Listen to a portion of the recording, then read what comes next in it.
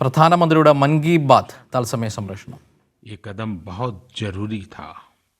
मेरे प्यारे देशवासियों, हम सब अनुभव कर रहे हैं कि महामारी के खिलाफ इस लड़ाई के दौरान हमें अपने जीवन को, समाज को, हमारे आसपास हो रही घटनाओं को एक फ्रेश नजरिए से देखने का अवसर भी मिला है। समाज के नजरिए में भी व्यापक बदलाव आया है। आज अपने जीवन से जुड़े हर व्यक्ति की अहमियत का हमें आभास हो रहा है। हमारे घर में काम करने वाले लोग हो, हमारी जरूरतों को पूरा करने के लिए काम करने वाले हमारे सामान्य कामगार हो, पड़ोस की दुकानों में काम करने वाले लोग हो, इन सब की कितनी बड़ी भूमिका है, हमें ये अनुभव हो रहा है। इसी तरह जरूरी सेवाओं की डिलीवरी करने वाले लोग, मंडियों में काम करने वाले हमारे मजदूर भाई बहन, हमारे आस पड़ोस के ऑटो चालक, रिक्शा चालक, आज हम अनुभव कर रहे हैं कि इन सब के बिना हमारा जीवन कितना मुश्किल हो सकता है। आजकल सोशल मीडिया में हम सब लोग लगातार देख रहे हैं कि लॉकडाउन के दौरान लोग अपने इन साथियों को न सिर्फ याद कर रहे हैं, उनकी जरूरतों का ध्यान रख रहे हैं, बल्कि उनके बारे में बहुत सम्मान से लिख भी रहे हैं। आज देश के हर कोने से ऐसी तस्वीरें आ रही हैं कि लोग सफाई कर्मियों पर पुष्प वर्षा कर रहे हैं। पहले उनके काम को संभवतः आप भी कभी नोटिस नहीं करते थे। डॉक्टर हो, सफाई कर्मी हो, अन्य सेवा करने वाले लोग हो, इतना ही नहीं, हमारी पुलिस व्यवस्था को लेकर भी आम लोगों के सोच में काफी बदलाव हुआ है। पहले पुलिस के विषय में सोचते ही नकारात्मकता के सिवाय हमें कुछ नजर नहीं आता था।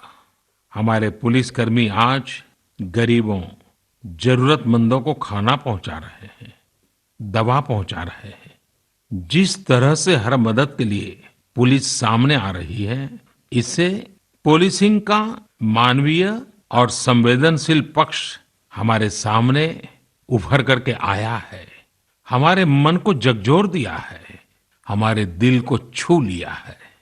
एक ऐसा अवसर है जिसमें आम लोग पुलिस से भावात्मक तरीके से जुड़ रहे हैं।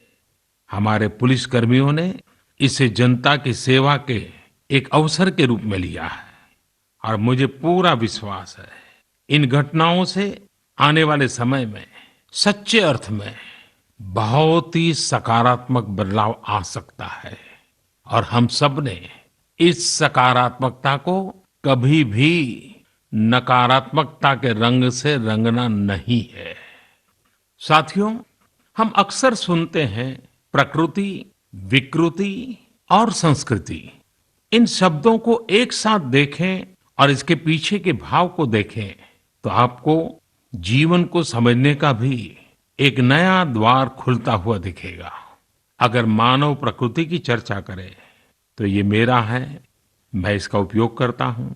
इसको और इस भावना को बहुत स्वाभाविक माना जाता है, किसी को इसमें कोई ऐतराज नहीं होता। इसे हम प्रकृति कह सकते हैं। लेकिन जो मेरा नहीं है, जिस पर मेरा हक नहीं है, उसे मैं दूसरे से छीन लेता हूं, उसे छीनकर उपयोग में लाता हूं, तो हम इसे विकृति कह सकते हैं। इन दोनों से परे, प्रकृति और विकृति से ऊपर जब कोई संस्कारित मन सोचता है या व्यवहार करता है तो हमें संस्कृति नजर आती है। जब कोई अपने हक की चीज, अपनी मेहनत से कमाई चीज, अपने लिए जरूरी चीज, कम हो या अधिक, इसकी परवाह किए बिना किसी व्यक्ति की जरूरत को देखते हुए खुद की चिंता छोड़कर अपने हक के हिस्से को बांट करके किसी दूसरे की जरूरत पूरी करता है, वही तो संस्कृति है। साथियों, जब कसौटी का काल होता है तब इन गुणों का परीक्षण होता है। आपने पिछले दिनों देखा होगा कि भारत ने अपने संस्कारों के अनुरूप, हमारी सोच के अनुरूप, हमारी संस्कृति का निर्वहन करते हुए कुछ फैसले लिए। संकट की इस घड़ी में दुनिया के लिए भी समृद्ध देशों के लिए भी दवाइयों का संकट बहुत ज्यादा रहा है। एक ऐसा समय है कि अगर भारत दुनिया को दवाइयां न भी दे तो कोई भारत को दोषी नहीं मानता। हर देश समझ रहा है कि भारत के लिए भी उसकी प्राथमिकता अपने नागरिकों का जीवन बचाना है। लेकिन साथियों, भारत ने प्रकृति विकृति की सोच से परे होकर फैसला लिया। भारत ने अपनी संस्कृति के अनुरूप फैसला लिया। हमने भारत की आवश्यकताओं के लिए जो करना था उसका प्रयास तो बढ़ाया ही, लेकिन दुनिया भर से आ रही मानवता की रक्षा की पुकार पर भी पूरा पूरा ध्यान दिया। हमने विश्व के हर जरूरतमंद तक दवाइयों को पहुंचाने का बीड़ा उठाया और मानवता के इस काम को करके दिखाया। आज जब मेरी अनेक देशों के राष्ट्राध्यक्षों से फोन पर बात होती है तो वो भारत की जनता का आभार जरूर व्यक्त करते हैं। जब वो लोग कहते हैं thank you India, thank you people of India, तो देश के लिए गर्व और बढ़ जाता है। इसी तरह इस समय दुनिया भर में भारत के आयुर्वेद और योग के महत्व को भी लोग बड़े विशिष्ट भाव से देख रहे हैं।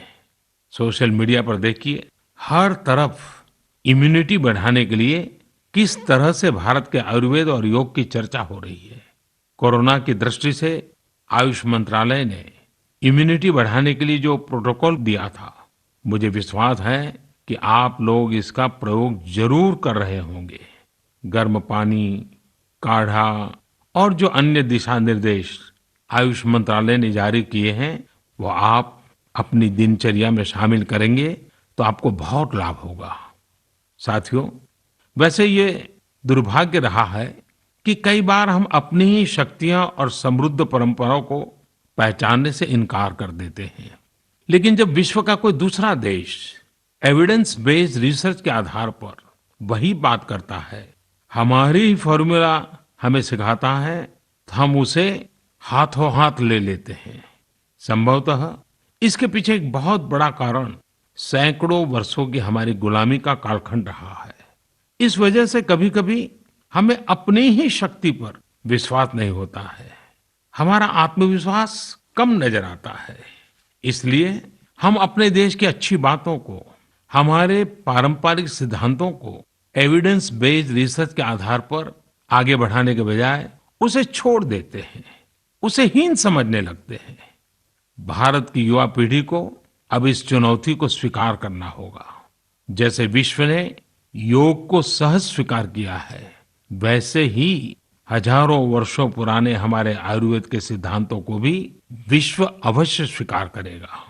हाँ, इसके लिए युवा पीढ़ी को संकल्प लेना होगा और दुनिया जिस भाषा में समझती है उस वैज्ञानिक भाषा में हमें समझाना होगा, कुछ करके दिखाना होगा। साथियों, वैसे कोविड-19 के कारण कई सकारात्मक बदलाव हमारे काम करने के तरीके, हमारी जीवन शैली और हमारी आदतों में भी स्वाभाविक रूप से अपनी जगह बना रहे हैं। आपने सबने भी महसूस किया होगा इस संकट ने कैसे अलग अलग विषयों पर हमारी समझ और हमारी चेतना को जागरूक किया है। जो असर हमें अपने आसपास देखने को मिल रहे हैं, इनमें सबसे पहला है मास्क पहनना और अपने चेहरे को ढककर रखना। कोरोना की वजह से बदलते हुए हालात में मास्क भी हमारे जीवन का हिस्सा बन रहा है।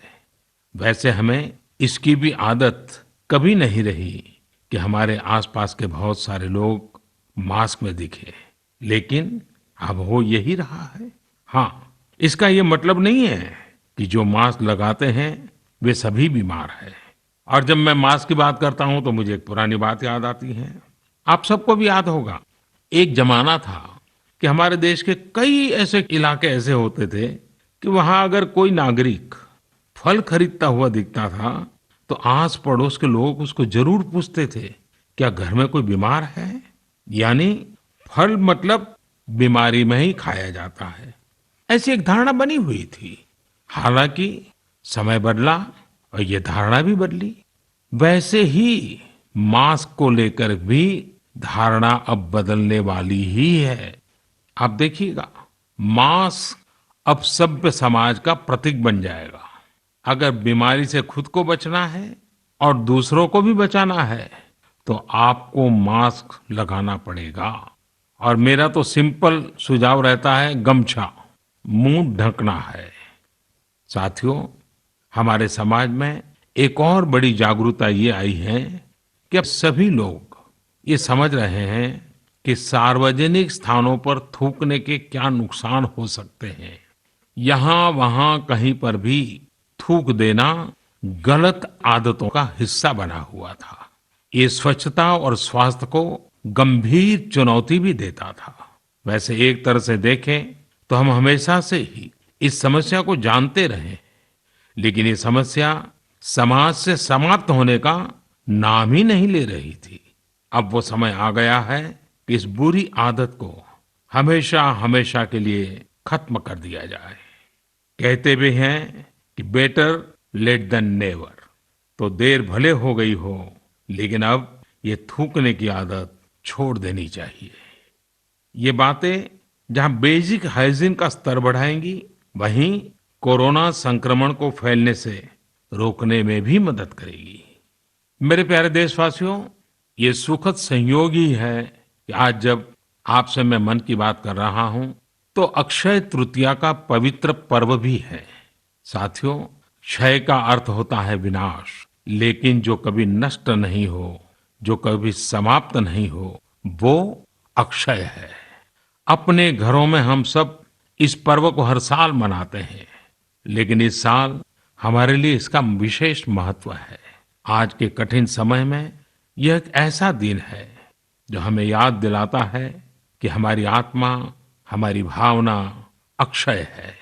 यह दिन हमें याद दिलाता है कि चाहे कितनी भी कठिनाइयां रास्ता रोके, चाहे कितनी भी आपदाएं आए, चाहे कितनी भी बीमारियों का सामना करना पड़े, इनसे लड़ने और जूझने की मानवीय भावनाएं अक्षय है।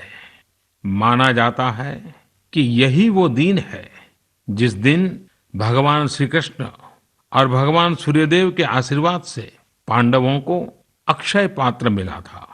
अक्षय पात्र यानी एक ऐसा बर्तन जिसमें भोजन कभी समाप्त नहीं होता है। हमारे अन्नदाता किसान हर परिस्थिति में देश के लिए, हम सब के लिए इसी भावना से परिश्रम करते हैं। इन्हीं के परिश्रम से आज हम सब के लिए, गरीबों के लिए देश के पास अक्षय अन्न भंडार है। इस अक्षय तृतीया पर हमें अपने पर्यावरण, जंगल, नदियां और पूरे इकोसिस्टम के संरक्षण के बारे में भी सोचना चाहिए, जो हमारे जीवन में महत्वपूर्ण भूमिका निभाते हैं। अगर हम अक्षय रहना चाहते हैं तो हमें पहले यह सुनिश्चित करना होगा कि हमारी धरती अक्षय रहे। क्या आप जानते हैं कि अक्षय तृतीया का यह पर्व दान की शक्ति यानी पावर ऑफ गिविंग का भी एक अवसर होता है। हम हृदय की भावना से जो कुछ भी देते हैं, वास्तव में महत्व उसी का होता है। यह बात महत्वपूर्ण नहीं है कि हम क्या देते हैं और कितना देते हैं। संकट के इस दौर में हमारा छोटा सा प्रयास हमारे आसपास के बहुत से लोगों के लिए बहुत बड़ा संबल बन सकता है। साथियों, जैन परंपरा में भी यह बहुत पवित्र दिन है, क्योंकि पहले तीर्थंकर भगवान ऋषभदेव के जीवन का यह एक महत्वपूर्ण दिन रहा है। ऐसे में जैन समाज इसे एक पर्व के रूप में मनाता है और इसलिए ये समझना आसान है कि क्यों इस दिन को लोग किसी भी शुभ कार्य को प्रारंभ करना पसंद करते हैं। चूंकि आज कुछ नया शुरू करने का दिन है, तो ऐसे में क्या हम सब मिलकर अपने प्रयासों से अपनी धरती को अक्षय और अविनाशी बनाने का संकल्प ले सकते हैं? साथियों, आज भगवान बसवेश्वर जी की भी जयंती है। ये मेरा सौभाग्य रहा है कि मुझे भगवान बसवेश्वर की स्मृतियां और उनके संदेश से बार बार जुड़ने का, सीखने का अवसर मिला है। देश और दुनिया में भगवान बसवेश्वर के सभी अनुयायियों को उनकी जयंती पर बहुत बहुत शुभकामनाएं। साथियों, रमजान का भी पवित्र महीना शुरू हो चुका है। जब पिछली बार रमजान मनाया गया था तो किसी ने सोचा भी नहीं था कि इस बार रमजान में इतनी बड़ी मुसीबतों का भी सामना करना पड़ेगा। लेकिन अब जब पूरे विश्व में ये मुसीबत आ ही गई है तो हमारे सामने अवसर है इस रमजान को संयम, सद्भावना, संवेदनशीलता और सेवा भाव का प्रतीक बनाएं। इस बार हम पहले से ज्यादा इबादत करें ताकि ईद आने से पहले दुनिया कोरोना से मुक्त हो जाए और हम पहले की तरह उमंग और उत्साह के साथ ईद मनाएं। मुझे विश्वास है कि रमजान के इन दिनों में स्थानीय प्रशासन के दिशा निर्देशों का पालन करते हुए कोरोना के खिलाफ चल रही इस लड़ाई को हम और मजबूत करेंगे। सड़कों पर, बाजारों में, मोहल्लों में फिजिकल डिस्टेंसिंग के नियमों का पालन अभी बहुत आवश्यक है। मैं आज उन सभी कम्युनिटी लीडर्स के प्रति भी आभार प्रकट करता हूं जो 2 गज दूरी और घर से बाहर नहीं निकलने को लेकर लोगों को जागरूक कर रहे हैं। वाकई कोरोना ने इस बार भारत समेत दुनिया भर में त्योहारों को मनाने का स्वरूप ही बदल दिया है, रंग रूप बदल दिए हैं। अभी पिछले दिनों ही हमारे यहाँ भी बिहू, बैसाखी, पुथंडू, विशु, ओडिया न्यू ईयर ऐसे अनेक त्योहार आए। हमने देखा कि लोगों ने कैसे इन त्योहारों को घर में रहकर और बड़ी सादगी के साथ और समाज के प्रति शुभ चिंतन के साथ त्योहारों को मनाया। आमतौर पर वे इन त्योहारों को अपने दोस्तों और परिवारों के साथ पूरे उत्साह और उमंग के साथ मनाते थे, घर के बाहर निकलकर अपनी खुशी साझा करते थे। लेकिन इस बार हर किसी ने संयम बरता, लॉकडाउन के नियमों का पालन किया। हमने देखा है कि इस बार हमारे ईसाई दोस्तों ने ईस्टर भी घर पर ही मनाया है। अपने समाज, अपने देश के प्रति ये जिम्मेदारी निभाना आज की बहुत बड़ी जरूरत है। तभी हम कोरोना के फैलाव को रोक पाने में सफल होंगे, कोरोना जैसी वैश्विक महामारी को परास्त कर पाएंगे। मेरे प्यारे देशवासियों, इस वैश्विक महामारी के संकट के बीच आपके परिवार के एक सदस्य के नाते, और आप सब भी मेरे ही परिवारजन हैं, तब कुछ संकेत करना, कुछ सुझाव देना, ये मेरा दायित्व भी बनता है।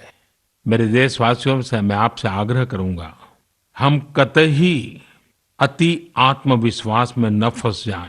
हम ऐसा विचार न पाल लें कि हमारे शहर में, हमारे गांव में, हमारी गली में, हमारे दफ्तर में अभी तक कोरोना पहुंचा नहीं है, इसलिए अब पहुंचने वाला नहीं है। देखिए, ऐसी गलती कभी मत पालना। दुनिया का अनुभव हमें बहुत कुछ कह रहा है और हमारे यहाँ तो बार बार कहा जाता है, सावधानी हटी तो दुर्घटना घटी। याद रखिए, हमारे पूर्वजों ने हमें इन सारे विषयों में बहुत अच्छा मार्गदर्शन किया है।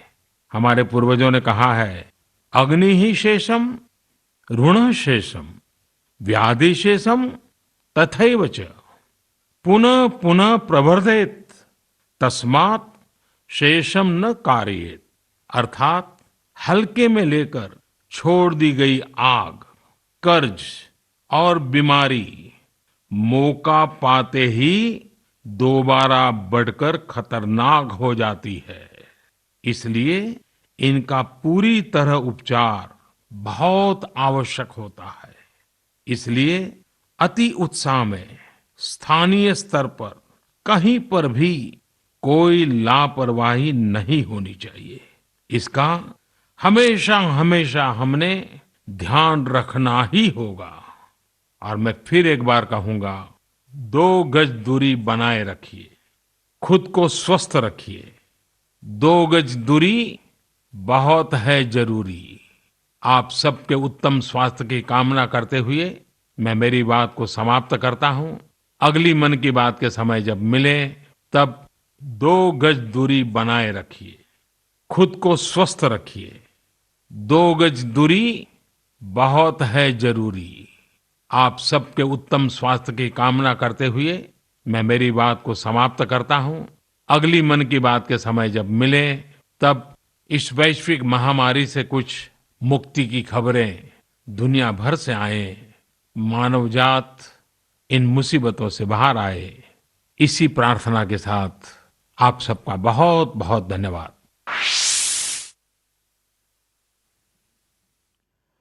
പ്രധാനമന്ത്രി മൻ കി ബാത്തിൽ രാജ്യത്തോട് സംസാരിക്കുകയായിരുന്നു. ലോക്ക്ഡൌണിന് ശേഷം രണ്ടാമത് ആണ് പ്രധാനമന്ത്രി മൻ കി ബാത്തിൽ എത്തുന്നത്. 20 മിനിറ്റിലധികം കോവിഡ് പോരാട്ടത്തെപ്പറ്റി പ്രധാനമന്ത്രി സംസാരിച്ചു. രാജ്യം ഒറ്റക്കെട്ടായി കോവിഡിനെതിരായ പോരാട്ടത്തിൽ തുടരുകയാണ്. 130 കോടി ജനങ്ങൾക്കും അഭിനന്ദനം അറിയിക്കുന്നു എന്നാണ് പറഞ്ഞത്. സംസ്ഥാനങ്ങൾ മികച്ച സഹകരണമാണ് നൽകുന്നത്. മരുന്നുകൾ എത്തിക്കാനായി, ദരിദ്രരെ സഹായിക്കാനായി കോവിഡ് രാജ്യത്തെ ഒന്നിപ്പിച്ചു എന്നാണ് പ്രധാനമന്ത്രി അഭിപ്രായപ്പെട്ടത്. കോവിഡിന് ശേഷം പുതിയ ഇന്ത്യയാണ് കാണാൻ പോകുന്നത്. പുതിയ ഇന്ത്യക്ക് തുടക്കമാകുമെന്നാണ് പ്രധാനമന്ത്രി സൂചിപ്പിച്ചത്. ദില്ലിയിൽ നിന്ന് സന്തോഷ് ചേരുകയാണ്. സന്തോഷ്, 20 മിനിറ്റ് നീണ്ട പ്രഭാഷണം, എന്തെല്ലാം കാര്യങ്ങളാണ് മോദി പറഞ്ഞത്? ജോർജറ്റ്, ഈ കോവിഡ് ലോക്ക്ഡൌൺ ആരംഭിച്ചതിന് ശേഷം ഇത് രണ്ടാം തവണയാണ് മൻ കി ബാത്തിലൂടെ നരേന്ദ്രമോദി സംസാരിക്കുന്നത്. പതിവ് ശൈലിയിൽ നിന്നുകൊണ്ടുള്ള അദ്ദേഹത്തിന്റെ പ്രഭാഷണമാണ് രാജ്യം കേട്ടതും. ഭക്ഷ്യസുരക്ഷ വലിയൊരു പ്രതിസന്ധി ഉണ്ടാക്കുന്നുണ്ടായിരുന്നു. പക്ഷെ അതിനെക്കുറിച്ച് അദ്ദേഹം പരാമർശിക്കുകയും ചെയ്തു. ഭക്ഷ്യസുരക്ഷ ഉറപ്പാക്കാൻ കർഷകരുണ്ട്, അവർ നമുക്ക് വേണ്ടി പോരാടുകയാണ്. കേന്ദ്രവും സംസ്ഥാനവും സംയുക്തമായാണ് കോവിഡ് പ്രതിരോധത്തിനായി പ്രവർത്തിക്കുന്നത്. സംസ്ഥാനങ്ങൾക്ക് നിലവിലെ പ്രതിസന്ധിയിൽ നിർണായക സ്ഥാനമുണ്ട് എന്നും മോദി എടുത്തു പറഞ്ഞു. 130 കോടി ജനങ്ങളെ നമിക്കുകയാണ്. കാരണം മഹാമാരിക്കെതിരായ പോരാട്ടത്തിൽ ഓരോ പൗരനും സൈനികനാണ്.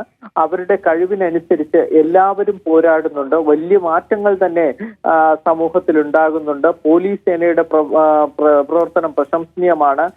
പൊതു സ്ഥലങ്ങളിൽ തുപ്പുന്ന ഒരു ശീലം പോലും നമുക്ക് വലിയ പ്രതിസന്ധി ഉണ്ടാക്കുന്നുവെന്ന് ജനം തിരിച്ചറിഞ്ഞിരിക്കുന്നു. അതുകൊണ്ട് തന്നെ അത്തരം ശീലങ്ങൾ പോലും നമ്മൾ മാറ്റുകയാണ്. മാസ്ക് ഒരു ജീവിതശൈലിയുടെ ഭാഗമായി മാറിയിരിക്കുന്നു. രോഗം വരാതിരിക്കാനും മറ്റുള്ളവർക്ക് പകരാതിരിക്കാനും മാസ്ക് നിർബന്ധമായും ധരിക്കണം എന്നൊരു നിർദ്ദേശവും നരേന്ദ്രമോദി ഇപ്പോഴത്തെ മൻ കി ബാത്തിലൂടെ മുന്നോട്ട് വയ്ക്കുകയും ചെയ്തിരിക്കുന്നു. അതോടൊപ്പം തന്നെ കഴിഞ്ഞ 2 ആഴ്ചകളിടയിലായി കേന്ദ്ര സർക്കാർ ചെയ്ത 2 കാര്യങ്ങൾ എടുത്ത് പറഞ്ഞ് അത് വലിയൊരു അവകാശവാദമായി നരേന്ദ്രമോദി ഉന്നയിച്ചതിൽ ആദ്യത്തേത് ആരോഗ്യ പ്രവർത്തകരുടെ സുരക്ഷ ഉറപ്പാക്കാൻ ഓർഡിനൻസ് കൊണ്ടുവന്നതാണ്. രാജ്യമെങ്ങും ആരോഗ്യ പ്രവർത്തകർക്ക് സുരക്ഷിതത്വം നൽകാൻ അത്തരം ഓർഡിനൻസിലൂടെ കഴിഞ്ഞുവെന്നാണ് പ്രധാനമന്ത്രി ഇപ്പോൾ അവകാശപ്പെട്ടിരിക്കുന്നത്. മറ്റൊന്ന്, ലോകരാഷ്ട്രങ്ങൾക്ക് മരുന്ന് നൽകി എന്നതാണ്. ആ മരുന്ന് നൽകുക എന്നത് ഭാരത ധർമ്മത്തിന്റെ ഒരു ഭാഗം കൂടിയാണ്. അത് നമുക്ക് അതുകൊണ്ട് തന്നെ ലോക നേതാക്കൾ പോലും ഇക്കാര്യത്തിൽ ഇന്ത്യക്ക് അഭിനന്ദനവുമായി രംഗത്തെത്തി എന്നും നരേന്ദ്രമോദി തന്റെ ഈ മൻ കി ബാത്തിൽ എടുത്തു പറയുകയും ചെയ്തു. ദരിദ്രരെ സഹായിക്കാൻ കേന്ദ്ര സർക്കാരിന് കഴിഞ്ഞു എന്നും മോദി അവകാശപ്പെട്ടിരിക്കുകയാണ്. പക്ഷെ പിന്നെ മറ്റൊന്ന് പറഞ്ഞത്, കോവിഡിനെതിരായ പോരാട്ടത്തിനായി ഒരു ഡിജിറ്റൽ പ്ലാറ്റ്ഫോം രൂപീകരിച്ചു. covidwarriors.gov.in എന്ന വെബ്സൈറ്റിൽ ഇപ്പോൾ തന്നെ 1.2 ലക്ഷം ഡോക്ടർമാരും നഴ്സുമാരും ആരോഗ്യ പ്രവർത്തകരും പേര് രജിസ്റ്റർ ചെയ്തിട്ടുണ്ട്. അവരെല്ലാവരും കോവിഡിനെതിരായ പോരാട്ടത്തിൽ സ്വമേധയാ മുന്നോട്ട് വന്നിരിക്കുകയാണ് എന്നും നരേന്ദ്രമോദി ഈ തന്റെ മൻ കി ബാത്തിലൂടെ എടുത്തു പറയുകയും ചെയ്തു. സന്തോഷ്, ഒരുപക്ഷെ മോദിയുടെ ഭാഗത്തു നിന്നുണ്ടായ വാക്കുകൾ ജനങ്ങൾക്ക് പ്രതീക്ഷകൾ, ആത്മവിശ്വാസങ്ങളൊക്കെ നൽകുന്നതാണ്. ഉപദേശങ്ങളാണ്, നിർദ്ദേശങ്ങളാണ്. അതിനപ്പുറത്തേക്ക് ഒറ്റക്കെട്ടായി പ്രവർത്തിച്ച സംസ്ഥാനങ്ങളെ അടക്കം അഭിനന്ദിക്കുകയും ചെയ്തു. പക്ഷേ ഈ ഉപദേശങ്ങളും നിർദ്ദേശങ്ങളും ഒക്കെ പ്രാവർത്തികമാകണമെങ്കിൽ ജനങ്ങൾ കേൾക്കാൻ ആഗ്രഹിച്ച പദ്ധതികൾ കൂടി നടപ്പിലാകേണ്ടതുണ്ട്. സർക്കാരിൻ്റെ ഇടപെടൽ ഏതൊക്കെ നിലയിലാകും ഉണ്ടാവുക? സാധാരണ ജനങ്ങൾക്ക് എന്തെല്ലാം സഹായമാകും എത്തുക? ദരിദ്രരെ സഹായിക്കാൻ, വരുമാന നഷ്ടമുണ്ടായ ആളുകൾക്ക് എന്തെല്ലാം ഇടപെടൽ സർക്കാരിൻ്റെ ഭാഗത്തു നിന്നുണ്ടാകും? പ്രവാസികൾക്ക് വേണ്ടി എന്തെല്ലാം കാര്യങ്ങൾ ചെയ്യും? തുടങ്ങി നിരവധി കാര്യങ്ങൾ സർക്കാരിൻ്റെ ഭാഗത്തു നിന്ന് ഉള്ള നടപടികൾ എന്താകും എന്നതടക്കം കേൾക്കാൻ ആഗ്രഹിച്ചിരുന്നു. അത്തരം കാര്യങ്ങളിൽ ഇപ്പോഴും മോദി മൗനം തുടരുകയാണോ? ജോർജറ്റ്, നരേന്ദ്രമോദിയുടെ ശൈലി പരിശോധിച്ചാൽ രാജ്യത്തെ അഭിസംബോധന ചെയ്യുമ്പോഴൊക്കെ ഗൗരവമായ വിഷയങ്ങളിലേക്ക് കടക്കാൻ അദ്ദേഹം ഒരിക്കലും തയ്യാറായിട്ടില്ല. മൻ കി ബാത്തിലാകട്ടെ ഉപദേശങ്ങൾ നൽകുക എന്നതിനപ്പുറത്തേക്ക് ഇത്തരത്തിലുള്ള വിഷയങ്ങളെ ഒരു തരത്തിലും പ്രധാനമന്ത്രി അഭിമുഖീകരിച്ചിട്ടുമില്ല. രാജ്യത്തെ അഭിസംബോധന ചെയ്യാൻ രാത്രികളിൽ അദ്ദേഹം എത്തുമ്പോൾ പോലും നമ്മൾ വളരെയേറെ പ്രതീക്ഷ പുലർത്താറുണ്ട്. പക്ഷെ അപ്പോൾ പോലും നരേന്ദ്രമോദി മൗനം പാലിക്കുകയാണ് ചെയ്തത്. ഇപ്പോൾ മൻ കി ബാത്തിൽ അതാണ് ആദ്യം പറഞ്ഞത്, പതിവ് ശൈലിയിലുള്ള ഉപദേശങ്ങളും അവകാശവാദങ്ങളും എന്നതിനപ്പുറത്തേക്ക് വലിയൊരു മഹാമാരിയുടെ നിർണായക ഘട്ടത്തിൽ നിൽക്കുന്ന രാജ്യത്തിന് വേണ്ടത് ചില ഉറപ്പുകളാണ്, ചില വാക്കുകളാണ് രാഷ്ട്ര നേതാക്കളിൽ നിന്ന്. അങ്ങനെയൊന്നും പ്രധാനമന്ത്രിയിൽ നിന്ന് ഇപ്പോഴത്തെ മൻ കി ബാത്തിലും ലഭിച്ചിട്ടില്ല എന്നതാണ് ഏറ്റവും പ്രധാനപ്പെട്ട ഒരു കാര്യം. നമുക്കറിയാം, കഴിഞ്ഞ കുറെ ദിവസങ്ങളായി വിദേശത്ത് കുടുങ്ങിയ ഇന്ത്യക്കാരെ കുറിച്ചുള്ള ആശങ്കയിലാണ് രാജ്യം. അവരുടെ കുടുംബങ്ങൾ ഇവിടെ കണ്ണീരുമായി കാത്തിരിക്കുന്നത്. സ്വാഭാവികമായും അവരെ കുറിച്ചൊരു വാക്ക് പ്രധാനമന്ത്രിയുടെ ഭാഗത്ത് നിന്നുണ്ടാകുമെന്ന് പ്രതീക്ഷിക്കണം. അത്തരം കുടുംബങ്ങളെ ആശ്വസിപ്പിക്കാനെങ്കിലും അദ്ദേഹം എന്തെങ്കിലും പറയുമെന്ന് പ്രതീക്ഷിച്ചു. പക്ഷെ ഇപ്പോൾ അതേക്കുറിച്ച് ഒന്നും പറഞ്ഞിട്ടില്ല. അക്കാര്യത്തിലൊക്കെ കൃത്യമായ മൗനം പാലിച്ച് അല്ലെങ്കിൽ ആ വിഷയങ്ങളിൽ നിന്ന് മാറിക്കൊണ്ട് ഒരു സ്റ്റാൻഡ് നിലനിർത്താനാണ് ഇപ്പോഴും മോദി തന്റെ മൻ കി ബാത്തിലുടനീളം ശ്രമിച്ചിരിക്കുന്നത്. യെസ്, കാര്യങ്ങൾ വ്യക്തമാണ്. ദില്ലിയിൽ നിന്ന് സന്തോഷാണ് വിവരങ്ങൾ നൽകിയത്. ഒരുപക്ഷെ പ്രതിദിനം 50ഓളം ആളുകൾ കോവിഡ് ബാധിച്ച് രാജ്യത്ത് മരിച്ചു വീഴുമ്പോഴും പ്രധാനമന്ത്രി എന്തെല്ലാം പദ്ധതികൾ നടപ്പാക്കുന്നതിനെ പറ്റി വിശദീകരണമൊന്നും ഇന്നത്തെ മൻ കി ബാത്തിൽ നടത്തിയിട്ടില്ല. ലോക്ക്ഡൗണിന് ശേഷം 2ാം തവണയാണ് പ്രധാനമന്ത്രി മൻ കി ബാത്തിൽ പ്രഭാഷണം നടത്തുന്നത്. കോവിഡിന് ശേഷം പുതിയ ഒരു ഇന്ത്യ ഉണ്ടാകുമെന്നുള്ള പ്രതീക്ഷയാണ് പ്രധാനമന്ത്രി പ്രധാനമായും പങ്കുവച്ചത്.